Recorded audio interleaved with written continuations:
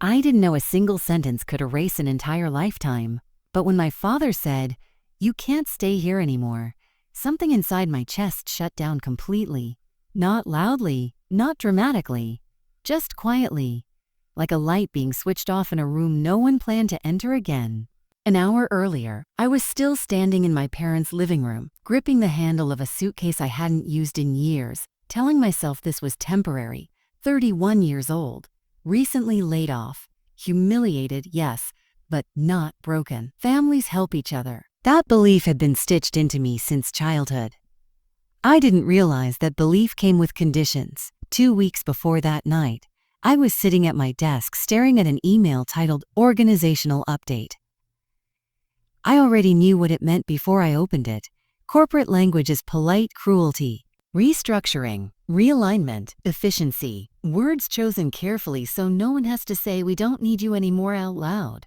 The meeting lasted less than 10 minutes. My manager kept his hands folded on the table, eyes fixed on a spot just past my shoulder. He talked about market shifts and long-term strategy like he was narrating the weather. When he slid the severance packet toward me, it felt heavier than it should have. I nodded. I thanked him. I shook his hand. That's what professionals do when their entire sense of stability collapses. Packing my desk felt unreal. A coffee mug with a joke that wasn't funny anymore. A notebook filled with half-finished plans I would never complete. A framed photo from a team retreat. Everyone smiling, arms around each other, convinced we were safe. I remember thinking how strange it was that a whole chapter of my life could be reduced to a cardboard box. As I walked out of the building, box balanced awkwardly in my arms, the truth hit me harder than the layoff itself. Stability isn't permanent, it's rented, and the lease can end without warning. I sat in my car for a long time before turning the key. I didn't want to go anywhere. I just didn't want to be there. Eventually, reality pushed me forward and I drove. No destination, just movement. Anything to delay the next hard decision. I rehearsed the phone call in my head, over and over. I wasn't asking for forever, just time, a few weeks, a chance to breathe, to reset. When I finally called my parents, my mother answered with a distracted sigh, like I'd interrupted something important. "What's wrong?" she asked, already impatient. I told her. About the layoff, the restructuring, the plans I was making. I tried to sound calm, capable, adult. There was a pause on the line, not the kind filled with concern, but the kind filled with calculation. "You can come home," she said finally, "but only until you figure something out." Those words should have warned me. That evening, dinner felt less like a meal and more like a trial. My younger brother barely hid his satisfaction. He'd always been the success story. Promotions came easily to him. Praise followed him everywhere. I was the example whispered about when relatives asked uncomfortable questions. My father sat at the head of the table, quiet as always. He listened without interrupting as I explained what happened. When I finished, he leaned back in his chair and folded his arms. "You're too old to still be failing," he said. The sentence landed heavy and flat, like a door slamming shut somewhere deep inside me. I tried to explain. About layoffs, about the economy, about how even good people lose good jobs. My words felt weak the moment they left my mouth. My mother stared at her plate. She didn't defend me. She didn't even look up. That's when my father said it. "You can't stay here." No shouting, no anger. Just a statement: you need to learn consequences. I waited for someone. 20 minutes. That's what he gave me. 20 minutes to pack the room I'd grown up in. The same room where I'd taped posters to the walls and planned a future that suddenly felt fictional. My childhood trophies stared back at me like evidence of a promise that never lasted. I shoved clothes into the suitcase without folding them. Grabbed my laptop, a charger, toothbrush. That was it. Everything else felt irrelevant. When I came back downstairs, suitcase in hand, my mother was busy straightening something that didn't need fixing. My brother leaned against the wall, scrolling his phone, pretending not to watch. The front door opened. Cold air rushed in. The door closed behind me with a soft, final click.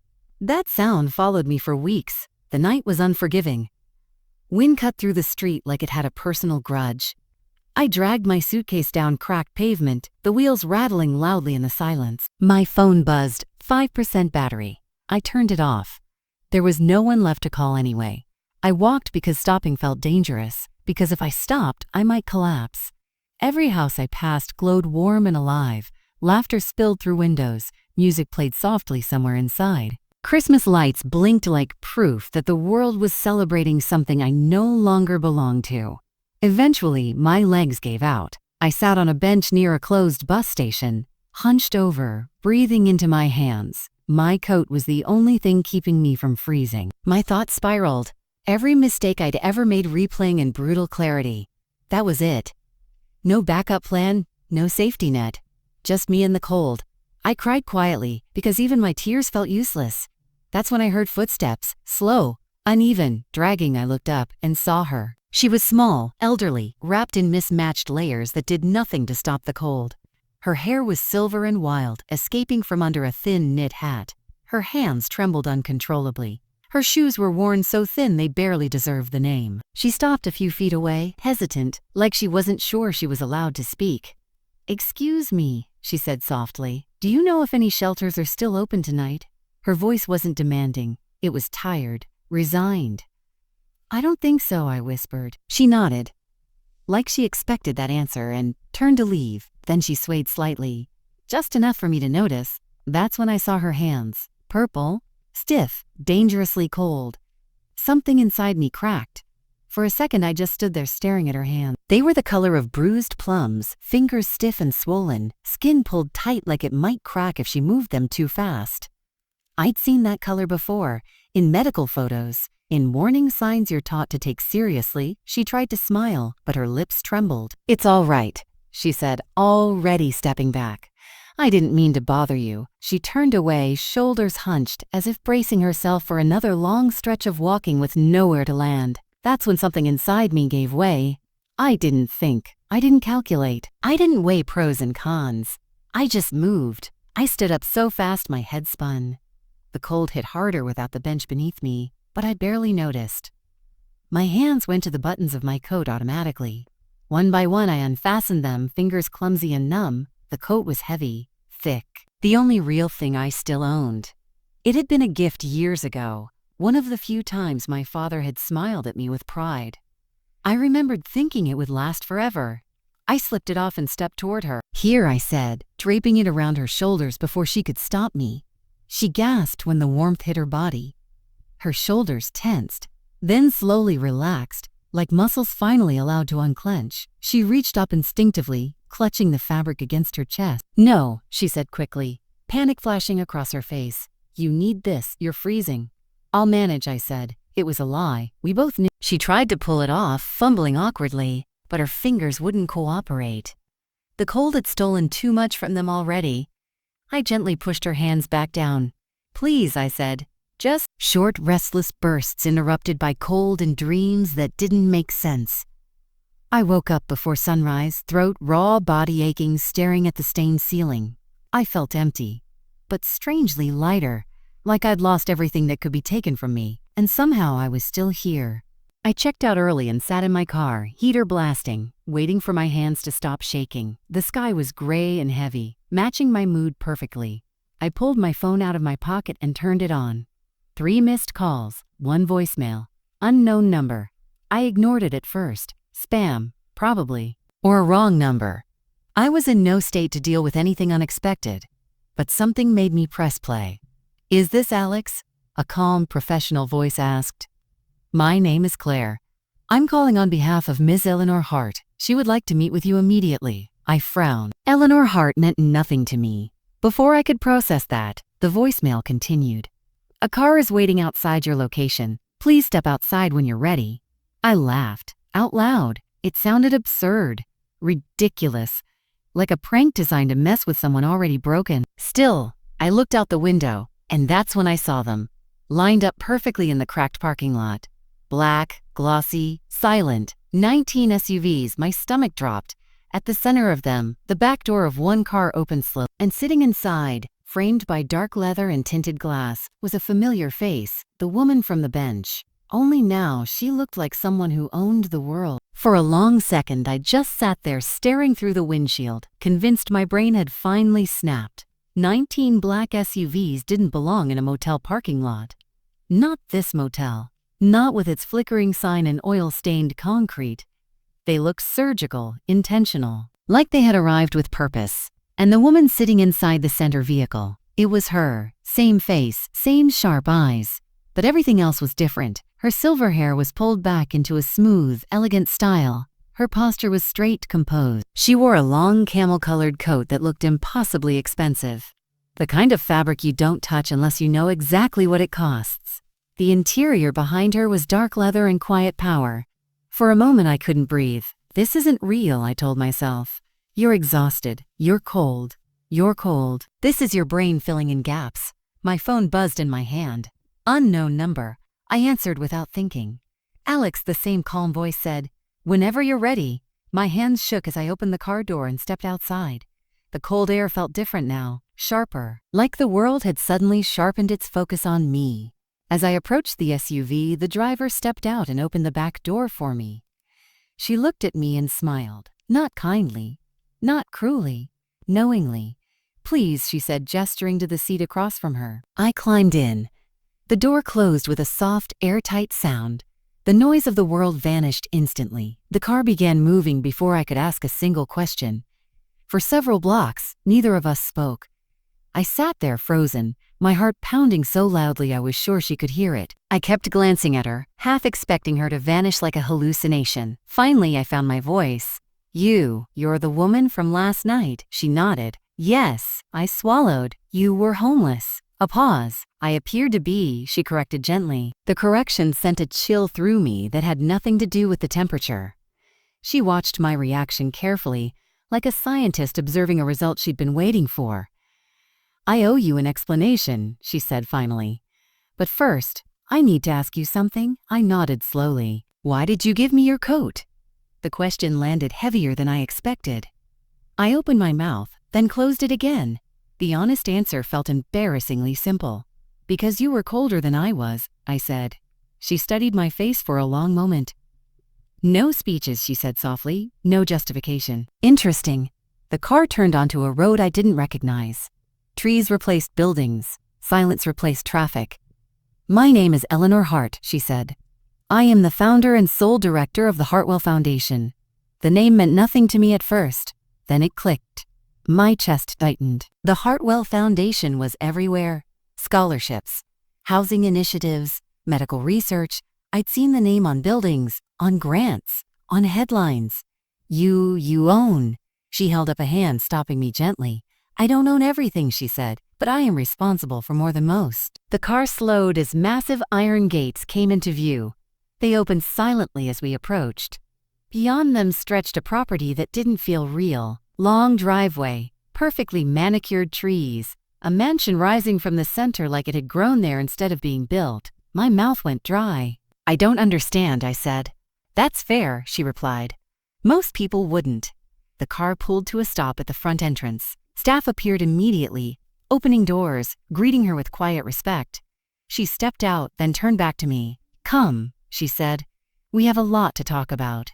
Inside, the air smelled like wood polish and something floral I couldn't place. Warmth wrapped around me instantly. A staff member appeared with a coat, hesitated, then looked to Eleanor. "She won't need one," Eleanor said. "Not today." We walked through hallways that felt more like a museum than a home. Art lined the walls. Real art. The kind you see behind glass in places you're afraid to breathe in. We stopped in a sitting room with floor-to-ceiling windows overlooking a lake. A fire crackled quietly in the fireplace. Eleanor gestured for me to sit. I did, stiffly, afraid to touch anything. She remained standing. "For 27 years," she began, "I have left this house on Christmas Eve and walked the city as someone with nothing." I blinked. "On purpose?" "Yes." She turned to look out the window, hands clasped behind her back. "I grew up with wealth," she continued, "and I learned early that wealth isolates. People behave differently when they think you can give them something." She faced me again. "So every year I remove myself from protection, from recognition, from comfort. I become invisible." My stomach tightened. "And you test people?" I asked. "I observe," she corrected. "I watch what people do when kindness costs them something." She walked closer, stopping a few feet in front of me. Do you know how many people walk past? She asked quietly. I didn't answer. Hundreds, she said. Thousands. Some look away, some step over. Some are cruel, some are kind, but only when it's convenient. She met my eyes. You were neither comfortable nor safe last night, and you still chose to give. I shifted in my seat, suddenly uncomfortable with the attention. You didn't ask who I was, she continued. You didn't take a picture. You didn't wait for thanks. You didn't even look back. Her voice softened just slightly. You gave, and then you disappeared. Silence filled the room. I finally spoke. So what happens now? She smiled. Now, she said, I find out if that moment was who you are, or just who you were that night. She reached into a folder on the table and slid it toward me. Inside were documents, schedules, names, expectations. I'm offering you a position, she said, not charity. Not a reward. I looked up. A test. My throat tightened. What kind of position? Her smile faded into something serious. An apprenticeship, she said. With me, I stared at the papers, my hands trembling. And if I say no, I asked. She nodded once. Then you walk out those doors with your dignity intact? No strings. I looked back down at the folder, and for the first time since that night on the bench, I felt something unfamiliar rise in my chest. Hope. I stared at the folder for a long time without opening it. The fire crackled softly behind me. The room was warm, too warm almost, and my body was finally starting to realize how cold it had been for the last 24 hours. My hands still shook, but not from the temperature anymore, from disbelief. You don't have to decide right now, Eleanor said calmly, taking a seat across from me. Shock makes people say yes for the wrong reasons. I looked up at her. You mean like money? A corner of her mouth lifted. Exactly like money. I finally opened the folder. Inside wasn't a contract the way I expected. No salary figure jumping out at me, no promises of comfort or security. Instead, there were schedules, reading lists, locations, expectations written in plain, unapologetic language. This isn't a job. This is a commitment. This will not be easy. You will be uncomfortable. I swallowed. What exactly would I be doing? I asked. Eleanor folded her hands in her lap. Learning how the world actually works, not the version people sell. The version people hide. She stood and walked toward the window looking out over the lake. My husband built an empire, she continued. Commercial real estate, infrastructure, logistics. He understood leverage, power, systems. When he died, everyone assumed I would sell and disappear quietly. She turned back to me. I didn't. I could hear something beneath her words now. Steel. History. History. I took control, she said. I learned every corner of the business, every weakness, every person who thought they could outmaneuver me because I smiled too politely. She paused. And then I built the foundation. I nodded slowly. Why the test? I asked. Why the bench, the disguise? She didn't answer immediately. Instead, she walked to a small side table and picked up a framed photograph. She handed it to me. It was old, black and white. A young woman stood in the photo, thin, determined, eyes far too serious for her age. That's me, Eleanor said. At 28, I studied the picture. You look tired. She laughed quietly. I was homeless. The word landed hard. My father disowned me when I married my husband, she continued. He didn't approve, cut me off completely. I thought love would be enough. She placed the photo back down carefully. It wasn't. She told me about sleeping in her car, about nights on benches not unlike the one I'd sat on, about people who looked straight through her like she didn't exist. I learned something during that time, she said. People reveal who they are when they think there are no consequences. She met my eyes. I promised myself that if I ever had the power to help someone, I wouldn't give it to the loudest voice or the best resume. I would give it to the person who chose decency when no one was keeping score. Silence stretched between us. You weren't the first person I watched, she said, but you were the first in 15 years who gave away the last thing keeping you warm. My chest tightened. And if I fail, I asked quietly. She didn't sugarcoat it. Then you leave with nothing but what you earned. I nodded slowly. And if I succeed, her eyes sharpened. Then you'll have more responsibility than you've ever imagined. I looked back down at the folder. I thought about the bench, the coat, the way my hands burned when I touched hers. I'll do it, I said. She didn't smile. Good, she said. Then listen carefully. She leaned forward. This will break you if you let it. I will not protect you from failure. I will not rescue you from consequences. You will be judged harder than anyone else because you were chosen differently. She held my gaze. Do you still want it? Yes, I said. That time she smiled. The first week was brutal. No easing in, no orientation lunch. I was up at 5 every morning, reading financial reports before breakfast, shadowing meetings where people spoke in numbers and implications instead of feelings. Eleanor watched everything. She corrected me constantly, publicly, privately, without apology. Don't speak unless you understand the full consequence of the sentence, she told me once after I made an offhand suggestion in a meeting. Another time, after I tried to defend a struggling contractor out of sympathy, she cut me off. Compassion without structure is chaos, she said. Learn the difference. I went home exhausted every night, physically, mentally, emotionally. Some nights I lay awake wondering if I'd made a mistake, if I'd been naive enough to mistake kindness for qualification. One evening, after a particularly humiliating meeting, I found Eleanor alone in the library. I don't think I belong here, I admitted. She didn't look up from her book. Belonging is earned, comfort is optional. I laughed bitterly. You really don't do encouragement, do you? She finally looked at me. I gave you shelter, she said. I gave you opportunity. Encouragement is something you give yourself. Months passed. Slowly, painfully, things began to click. I learned how decisions rippled outward, how one policy could save thousands or quietly destroy them. I learned to read people, to spot manipulation, to separate performance from substance. Eleanor tested me constantly. She sent me into rooms alone, made me argue positions I didn't agree with just to see if I understood them, let me fail in front of powerful people, then made me explain exactly why. Why? You're not here to be liked, she reminded me often. You're here to be useful. One night, after a long day, we sat in silence by the fire. You know, she said suddenly, the coat was never the test. I looked at her. The test, she continued, was what you did afterward. You didn't chase validation.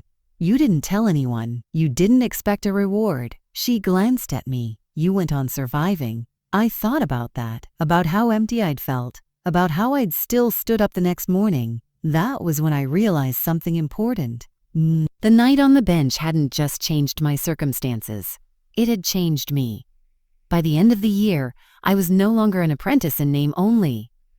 I was handling negotiations, designing programs, making calls that mattered. I had failed enough to stop being afraid of it. One afternoon, Eleanor called me into her office. She slid a new folder across the desk. Inside was a title, Director of Operations. My breath caught. You earned this, she said simply, and this is only the beginning. I walked out of that office feeling taller somehow, steadier. I didn't know it yet, but the hardest part was still ahead. Because the past has a way of finding you, right when you think you've outgrown it. Power doesn't arrive with fireworks. It doesn't announce itself. It doesn't ask permission. It settles in quietly, the way confidence does. After you've been broken enough times to stop flinching.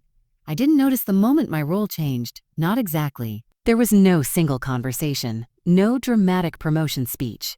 It happened gradually, in small shifts. People started looking at me when decisions needed to be made. They stopped explaining the basics. They asked for my opinion and waited for it. The first time it happened, I almost missed it. We were in a boardroom overlooking downtown, glass walls, muted city noise humming in the background. A proposal had stalled the discussion for nearly an hour. Numbers didn't line up. Risks were unclear. Everyone was talking, but no one was deciding. Eleanor sat quietly at the end of the table, hands folded, watching. Someone turned to me. Alex, thoughts? The room went still. I felt it then, the weight. Not fear, responsibility. I took a breath and spoke. I didn't hedge. I didn't soften. I laid out the risks, the trade-offs, the consequences if we delayed. When I finished, there was silence again, but this time it was different. Then Eleanor nodded once. Do it, she said. That was the moment I understood. I wasn't being trained anymore, I was being trusted. From there, things accelerated. Projects multiplied, meetings stacked on top of each other. I traveled constantly. Cities blurred together, airports felt like second homes. I learned how quickly good intentions collapsed without structure, How easy it was for money to disappear into the wrong hands. How often people use the language of compassion to mask incompetence. Eleanor pushed me harder than ever. You don't get to save everyone, she reminded me repeatedly. You get to build systems that save people when you're not in the room. I stopped trying to be liked. I focused on being effective. The foundation expanded aggressively that year. Housing initiatives, education grants, emergency funds structured with accountability instead of handouts. We cut programs that looked good on paper but didn't actually change lives. People were angry, good. It meant we were touching something real. The press noticed first. An article appeared online one morning. The quiet operator behind the Hartwell Foundation's new direction. My name was in it. I stared at the screen longer than I should have. I wasn't used to being visible. More articles followed, panels, invitations. My inbox filled with requests. From nonprofits, politicians, corporations suddenly interested in partnership. Eleanor watched it all with amused detachment. This is where people get stupid, she said over dinner one night. They confuse attention with importance. I nodded, but inside, something else stirred, fear. Because attention has a way of reaching places you thought were sealed shut. It was only a matter of time before my family found out. I learned that the hard way. It happened on an ordinary Tuesday. I was reviewing reports when my assistant knocked on the door. There's a couple downstairs, she said carefully. They say they're family. My stomach dropped. I didn't need names, I already knew. Tell security to give me 5 minutes, I said. When I finally stepped into the private conference room, they were already there. My parents. They looked smaller, older. My father's posture wasn't as rigid as I remembered. His hair was grayer. My mother clutched her purse with both hands like it was a shield. For a moment, none of us spoke. Then my mother smiled, a thin, fragile thing. Alex, she said softly. You look well. I didn't return the smile. You shouldn't be here, I said calmly. My father cleared his throat. We just wanted to talk. I gestured to the chairs. You have 10 minutes. They sat, awkwardly. My mother spoke first. We saw you on the news, the foundation, your work, she hesitated. We're proud of you. The words landed strangely. Hollow. Late. I didn't know pride had a return window, I said. My father stiffened. There's no need for that tone. I met his eyes without flinching. There is, silence stretched. Then my mother reached across the table, stopping just short of touching my hand. We made mistakes, she said. We were under stress. You thought I'd fail, I said evenly. And you wanted distance from that. She looked away. My father sighed heavily. What do you want from us? He asked. I leaned back in my chair. I don't want anything, I said. That's the point. Their faces fell. They hadn't come to apologize. They'd come to reconnect, with success. We just want to be a family again, my mother whispered. I stood. This conversation is over, I said. Security will walk you out.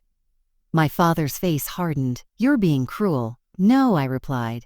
I'm being consistent. They left without another word. I didn't feel victorious. I felt resolved. That night, Eleanor poured herself a glass of wine and handed me one. They came sooner than I expected, she said. They didn't come for me, I replied. They came for what I represent. She nodded. That never changes. I thought that would be the end of it. I was wrong. Because when people realize you've risen, they don't always come to congratulate you. Sometimes they come to collect. I didn't hear from my parents again for almost 3 months. Not a call, not a message, not even a passive-aggressive email pretending to check in. And for the first time in my life, the silence didn't feel like punishment. It felt like peace. Work filled every corner of my days. The foundation was expanding faster than anyone predicted, and with growth came pressure. We were moving real money now.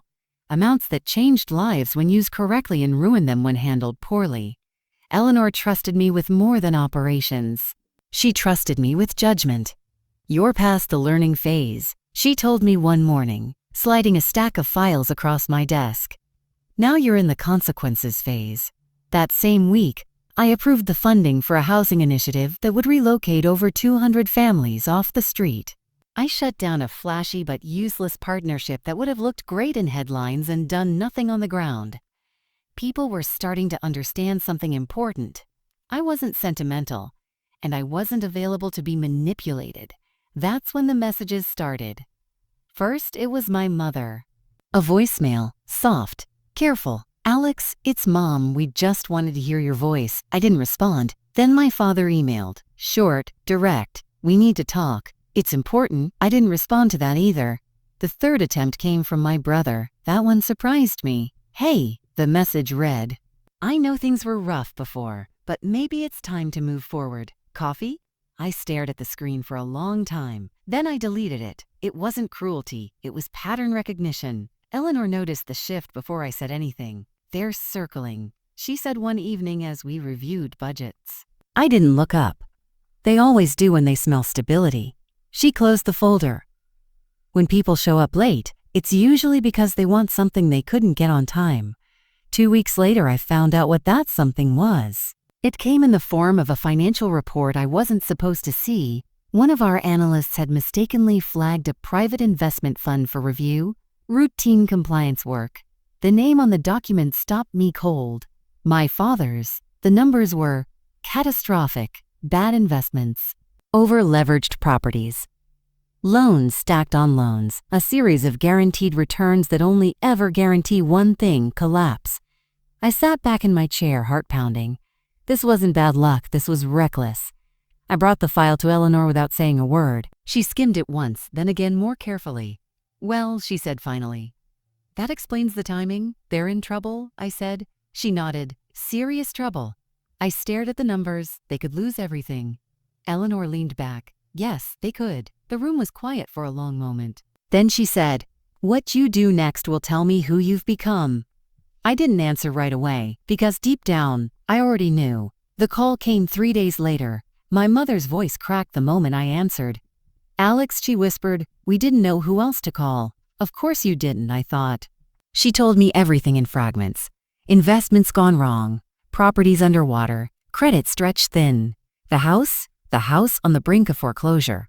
We just need help getting through this, she said quickly. A loan, guidance, something. Then my father took the phone. His voice was different now, less certain, less commanding. You're in a position to help, he said. You understand these systems. You have access. I closed my eyes briefly. Is that why you came to my office? I asked. Before you even apologized, silence. We're family, he said finally. I opened my eyes. No, I said calmly. We're related. The difference matters. They came in person the next day. This time, there were no smiles, no pride, just desperation dressed up as humility. They sat across from me in the same conference room as before. My brother joined them, quiet and pale. My mother cried. Real tears this time. We were wrong, she said. We treated you terribly. We see that now. My father nodded stiffly. If we could take it back, but you can't, I said gently. I let the silence stretch. What exactly are you asking for? I continued. My brother swallowed. A bridge, he said, just enough to stabilize things. Once the market turns, it won't, I interrupted. They stared at me. You built your plan on risk stacked on hope, I said. That's not a strategy. That's denial. My father bristled. You don't need to lecture us. I do, I replied. Because you came here pretending this was about family when it's about money. My mother reached for my hand. I didn't pull away, but I didn't lean in either. Please, she said. We're scared, I believed her. And still I shook my head. I won't give you money, I said. The room went very still. My father's face darkened. So you're just going to let us lose everything? I met his gaze steadily. You taught me something important, I said. That actions have consequences. My brother stood up abruptly. This is unbelievable. After everything you did, I corrected calmly. I slid a folder across the table. Inside were contact names, financial counselors, legal advisors, housing assistance programs. This is the same help we give anyone who walks through our doors scared and broke, I said. No shortcuts, no bailouts. My father laughed bitterly. Charity? Structure, I replied. They left angry. They left embarrassed.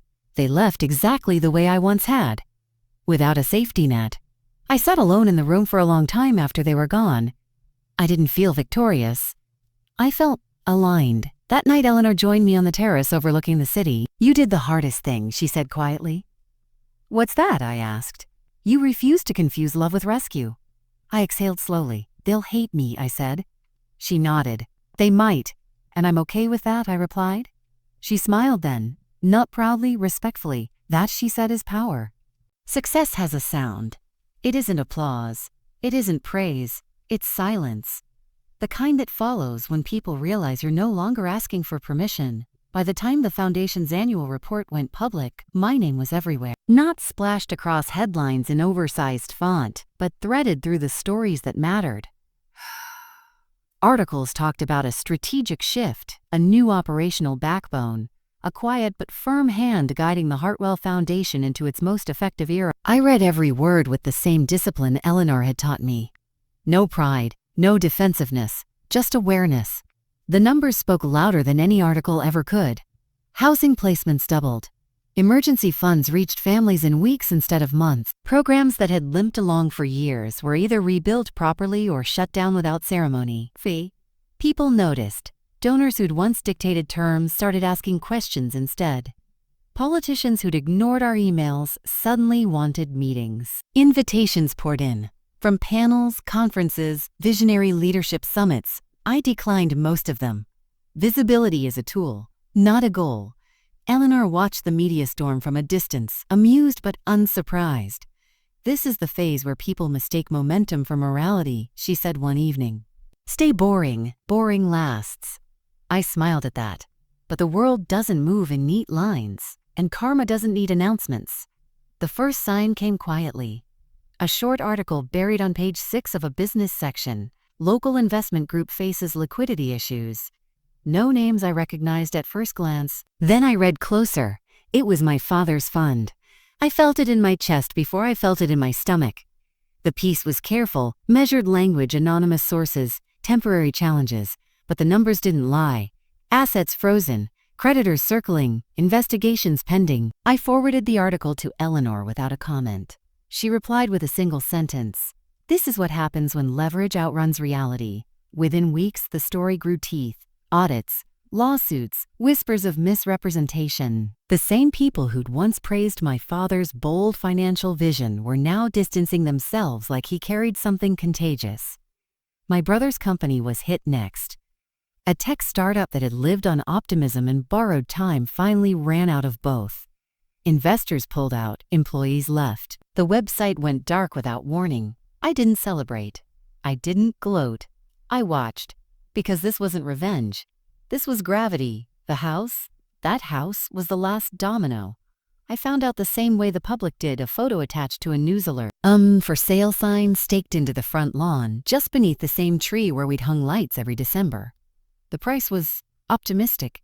No offers came. The bank stepped in quietly a month later. Foreclosure doesn't arrive with drama. It arrives with paperwork. I stared at the photo longer than I should have. Not because I wanted the house back, but because I finally understood something. That place had never been home. It had just been shelter, with rules. The first time my parents tried to reach me after that, it wasn't subtle. They didn't come through official channels this time.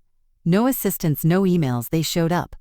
Security called me immediately. They're downstairs, the guard said carefully. All 3 of them. I closed my eyes. Let them up, I said. Eleanor looked at me from across her desk. Are you sure? Yes, I replied. This ends today. They looked worse than before. Not dramatically, not in a way that invited pity, just diminished. My father's suit was outdated. My mother's coat was too thin for the season. My brother avoided eye contact entirely. They stood awkwardly in my office, surrounded by glass and quiet authority. For a moment, no one spoke. Then my mother broke. She didn't ease into it. She collapsed straight into tears. We've lost everything, she said. The house, the savings, the future we thought we had. My father didn't interrupt her this time. My brother finally looked up. We didn't think it would end like this. I leaned back in my chair. Neither did I said honestly. They waited. I could feel it. The hope tightening in their chests. The belief that this time, surely I would step in. After all, I could. I folded my hands calmly on the desk. What do you want from me? I asked. My father swallowed. Help, he said. Not money, guidance, a connection, something. It was the most honest thing he'd said to me in years. I nodded slowly. I can do that, I said. Their faces brightened instantly. I raised a hand. But not the way you think. I opened a folder and slid it across the desk. Inside were resources, housing assistance programs, financial counseling, job placement services, the same ones we offered anyone who came to us without power or leverage. This is the help I can give, I said. Nothing more, nothing less. My father's jaw tightened. You could do so much more. Yes, I agreed. And I won't. My brother scoffed. So that's it? After everything, I met his gaze calmly. After everything, my mother's voice broke. We're your family. I didn't raise my voice. I didn't flinch. I needed a family, I said. You needed a success story. Silence filled the room. They left without shouting this time, without threats, without accusations. They left knowing there would be no rescue, and strangely, that was the most honest ending we could have had. That night, Eleanor joined me in the garden. You handled that cleanly, she said. I didn't enjoy it, I replied. She nodded. You're not supposed to. You're not supposed to. I looked out over the city lights. Is this what leadership feels like? I asked. Letting people fall when you could catch them? She considered that. No, she said. Leadership is knowing when catching them would teach them nothing. The media wave didn't crash all at once. It rolled in steadily, the way tides do, quietly reshaping the shoreline while everyone argues about the weather. By spring, the Hartwell Foundation wasn't just mentioned in policy discussions. It was referenced, quoted, used as a benchmark. Other organizations asked how we'd moved so fast without losing accountability. Politicians wanted our endorsement more than our donations. That was new. Eleanor noticed before I did. You've crossed a line most people don't even see, she said one afternoon as we walked through the East Wing. You're no longer a participant. You're a point of comparison. I frowned. Is that good or bad? She smiled faintly. It's irreversible. The invitations multiplied. Panels, hearings. Closed-door meetings where people spoke in careful half-sentences and watched my reactions more than my words. I learned to sit comfortably in silence, to let others reveal themselves first. Power, I realized, isn't loud, it waits. The first time I testified before a city council committee, my hands didn't shake. I'd expected nerves. I'd expected the echo of the bench, the cold, the coat. Instead, I felt steady. I spoke plainly. No theatrics, no promises I couldn't guarantee. When a council member tried to corner me into endorsing a rushed initiative, I said no and explained why. The room shifted. Afterward, Eleanor said only one thing. You didn't sell certainty, she said. You sold credibility. That night, alone in my apartment, I caught myself staring at my reflection longer than usual. I barely recognized the person looking back. Not because I'd become someone else, but because I'd finally stopped pretending to be smaller. The Foundation's board meeting that summer felt different from the start. The agenda was lighter than usual. Fewer disputes. More listening. Eleanor sat at the head of the table, composed as ever, but I noticed something I hadn't before. She was watching me. When the meeting ended, she asked me to stay behind. The board members filtered out, voices low, glances curious. When the door closed, Eleanor gestured for me to sit. She didn't. I'm stepping back, she said. The words landed softly and with tremendous force. I stared at her. Back how? She smiled, strategically. She walked to the window, the city stretching endlessly below. I built this foundation to outlive me, she continued. Not as a monument, as a system. Systems need renewal. She turned back to me. They also need someone willing to carry the weight when the spotlight stops being flattering. My throat tightened. Are you saying... I'm saying, she interrupted gently, that you're ready for more than operations. She slid a folder across the table. Inside was a proposal. President, Chief Executive, effective next year. I didn't touch it. I never wanted this, I said quietly. She nodded. Neither did I. That's usually a good sign. I exhaled slowly. What if I fail? You will, she said without hesitation, and you'll fix it. I looked down at the folder again. And if people question why me, I asked. Her eyes sharpened. Let them. The announcement came 3 months later. No dramatic press conference. No grand speech. Just a statement released alongside the annual report. Eleanor would remain as chair emeritus. Day-to-day leadership would transition to me. The reaction was immediate. Supporters praised the continuity. Critics questioned my background. Commentators dug into my past, looking for something sharp enough to cut credibility. They found my family. Articles speculated. Old neighbors talked. Someone unearthed a blurry photo of my parents' house from years ago and tried to spin a narrative about humble origins. I didn't respond. Eleanor watched the noise swirl and said nothing. "Shouldn't we correct the record?" I asked once. She shook her head. "You don't correct storms. You outlast them." The opening of the new community campus was scheduled for early fall. It was the largest project the foundation had ever completed. Housing, education, healthcare, job training, integrated, intentional, permanent. The night before the opening, I couldn't sleep. I walked the campus alone. Lights low, buildings quiet. I ran my hand along the wall of the main hall, still smelling faintly of fresh paint and possibility. I thought about the bench, about how none of this would exist if I'd walked past a woman who looked colder than I was. The morning of the ceremony arrived bright and clear. Crowds gathered early. Families, donors, city officials, media crews setting up tripods and microphones. The building buzzed with anticipation. Backstage, Eleanor adjusted her scarf and glanced at me. "You look calm," she observed. "I am," I said. She studied me for a moment, then nodded. "Good," she said. "This part belongs to you."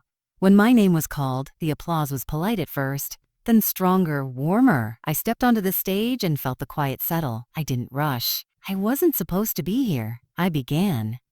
A ripple moved through the crowd. Not because I wasn't capable, I continued, voice steady, but because there was a night when I had nowhere to go and no one willing to help. The cameras leaned in. "I learned something that night," I said. "About loss, about dignity, and about the quiet power of choosing kindness when it costs you something." I paused. This building exists because someone believed people are worth investing in, even when there's no guarantee of return. I gestured behind me. This is what happens when we build systems instead of stories. When we refuse to treat survival like a privilege. The applause came faster this time, louder. As I stepped away from the podium, I caught movement near the back of the crowd. 3 familiar figures stood near the exit. My parents, my brother. They didn't push forward, they didn't wave. They just watched.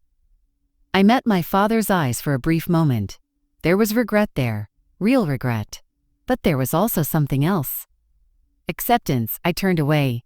Not because I was angry, but because the chapter no longer needed my attention. Later, as the crowd dispersed and the sun dipped low, Eleanor joined me on the steps. "You did well," she said. I nodded. "It finally feels finished." She smiled knowingly. "No," she said. "It feels started." I look back at the building, alive now with voices, movement, life. For the first time, I understood the full weight of what she'd given me. Not money, not power, responsibility. And I was ready. Leadership gets lonely in ways no one warns you about. Not the dramatic loneliness. Not the kind filled with noise and conflict. The quiet kind. The kind that settles in after the applause fades, when the lights dim and everyone goes home believing the work is done. The morning after the campus opening, I woke up before sunrise. Not because of excitement, not because of nerves, because for the first time in years, no one needed anything from me. No meetings, no speeches, no emergencies waiting in my inbox. I sat on the edge of my bed and listened to the city waking up outside. Cars in the distance, a siren far away. Somewhere, someone laughing. Life continuing. That was when it hit me.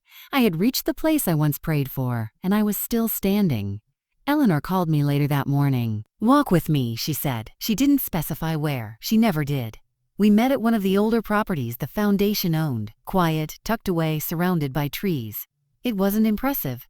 No glass, no cameras, just benches and paths and space to breathe. She walked slower than usual.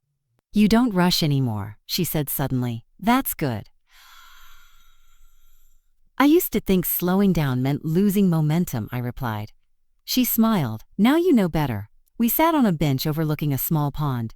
Ducks moved lazily across the surface undisturbed by anything else in the world. "For most people," Eleanor said, "this is where the story would end." I nodded.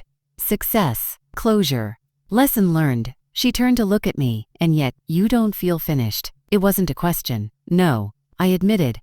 "I feel exposed." She studied my face. "That's because you no longer have resentment protecting you," she said. "Anger is a powerful shield. When you put it down, everything feels sharper." I exhaled slowly. "I don't hate them anymore," I said. "My family, I don't forgive them either."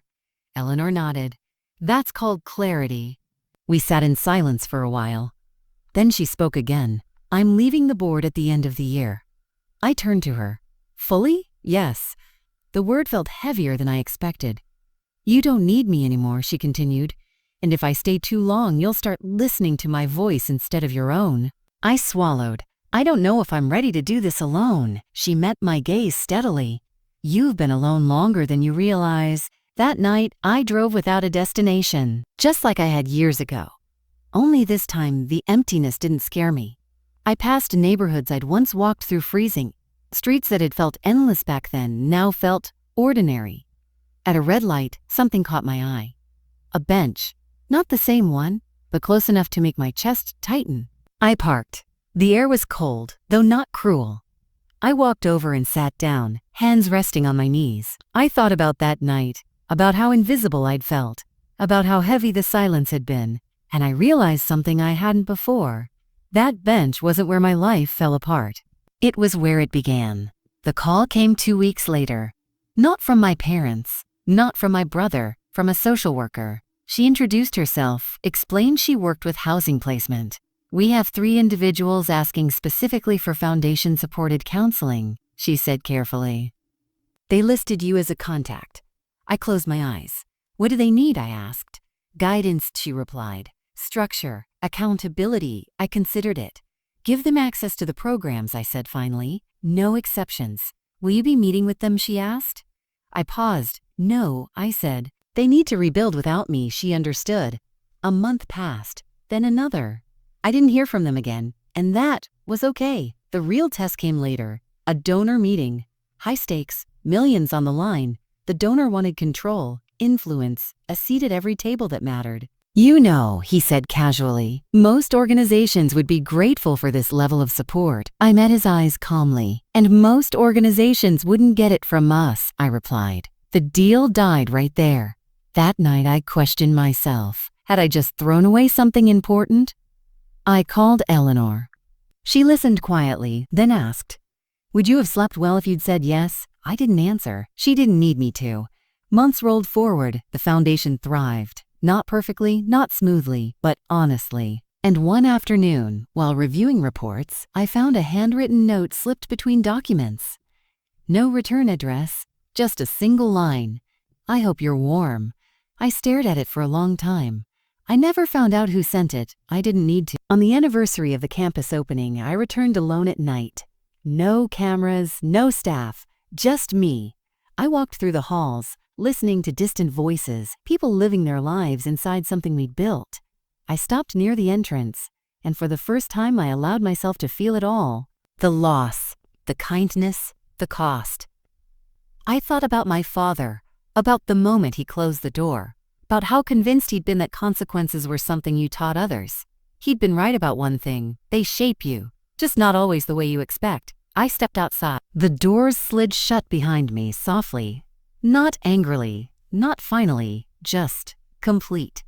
I walked away without looking back, not because I was running, but because I no longer needed to check if anything was chasing me. Somewhere in the city, someone sat on a bench tonight, cold and afraid. And I couldn't save everyone, but I had built something that could. And that was enough. The call came on a Tuesday morning, quiet and unannounced. No urgency, no alarm. Just Eleanor's assistant, her voice steady in the way people speak when they've rehearsed the sentence already. "Alex, Eleanor would like to see you today." I knew. I didn't ask why. I didn't ask when. Some part of me had been waiting for this moment since the night I first sat across from her in that SUV, shivering and unsure if my life had just been rewritten or erased again. The house was quieter than usual when I arrived. No meetings, no staff moving briskly through hallways. No clipped voices carrying responsibility from one room to another, just stillness. Eleanor was in the sunroom, wrapped in a light shawl, a cup of tea untouched beside her. The lake outside reflected a pale sky, calm in a way that felt deliberate. She smiled when she saw me. "You came quickly," she said. "I always do," I replied. She gestured for me to sit. For a while we didn't talk. There are silences that feel awkward, heavy with things unsaid. And then there are silences that feel earned. This was the second kind. "I won't pretend this is sudden," she said finally. My body has been negotiating with time for a while now. I nodded, throat tight. I wanted to see you one last time before it starts making decisions without me. I tried to speak. Nothing came out. She reached across the small table and rested her hand over mine. Her grip was weaker than I remembered, but her eyes were as sharp as ever. You did well, she said. Better than I hoped. I wouldn't be here without you, I said quietly. She shook her head.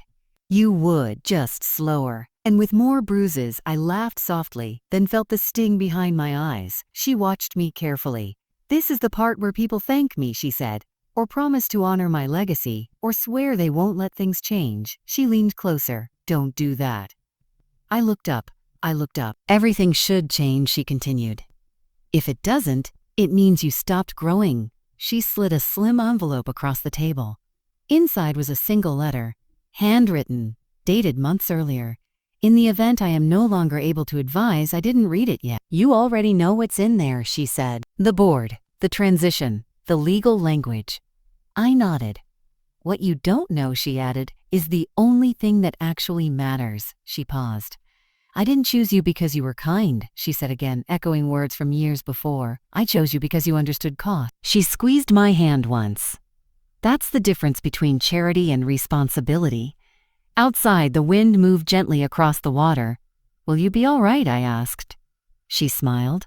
I've lived exactly the life I wanted. That's more than most people get. I swallowed hard. Promise me something, she said. Anything.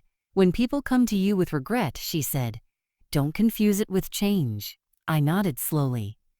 And when you're tempted to reopen doors that hurt you, she continued, remember that forgiveness doesn't require access. That one stayed with me. We talked for another hour. About nothing important. About everything. When I stood to leave, she surprised me by standing, too, slowly, carefully. She hugged me, not long, not tightly, just enough. I'm proud of you, she said softly. I left without looking back. 3 weeks later, Eleanor Hart passed away in her sleep. No scandal, no chaos, no unfinished business. The announcement was brief, respectful. The media reacted the way media always does. Tributes, retrospectives, quotes pulled from old interviews. They called her a visionary, a philanthropist, a titan. They never mentioned the bench. The board meeting after her funeral was the hardest room I'd ever walked into. Not because of resistance, because of expectation. Every eye turned to me, and for the first time since the night my father closed the door, I felt the full weight of what it meant to stay. I didn't give a speech. I didn't invoke Eleanor's name for authority. I spoke plainly. We will continue, I said, not as a tribute, as a responsibility. No applause, just nods. That was enough. Months passed. The foundation didn't collapse without Eleanor. It adjusted. Like a body learning to walk without a crutch, it didn't realize it had outgrown. Some donors left, some critics returned. Some days were heavy, but the work held. One evening, long after the building had emptied, I stayed behind, reviewing files under soft office lights. A security guard knocked gently. There's someone here asking for you, he said. I frowned. This late? He hesitated. She says it's important. I walked to the lobby. An older woman stood near the entrance, bundled in a coat too thin for the weather. Her hair was gray, her posture tired, but familiar in a way that made my breath catch. For a split second, my heart raced. Then she smiled. Not her, someone else. I'm sorry, she said quickly. I didn't mean to scare you. I smiled back gently. It's all right. How can I help? She explained her situation. Housing trouble, bad timing, no family left to call. I listened. Then I did what I'd been trained to do. I connected her with support, with structure, with a path that didn't rely on me personally. As she left, she turned back. You're kind, she said. I shook my head softly. I'm prepared, I replied. On the anniversary of that December night, I went back to the neighborhood where everything had changed, not to relive it, to acknowledge it. The bench was still there, same iron frame, new coat of paint. I sat down and let the cold air brush against my face. I thought about my parents. We hadn't spoken since that last meeting. I'd heard through quiet channels that they were stable, smaller lives, quieter routines, less certainty. They never asked for more. That mattered. I didn't hate them. I didn't miss them either. I stood up and walked away from the bench without ceremony. Back at the foundation, the doors opened automatically as I approached. Warm light spilled out. Inside, a child laughed. Somewhere else, someone slept safely because a system had held. I crossed the threshold. The doors closed behind me, not loudly, not angrily, just firmly. And for the first time in my life, I understood something completely. Some doors aren't meant to be reopened. Not because you're bitter, but because you finally learned where you belong. If you've ever been abandoned, if you've ever chosen kindness when it cost you everything, tell me in the comments, where are you listening from? And if stories like this matter to you, subscribe, because sometimes the quiet choices change everything.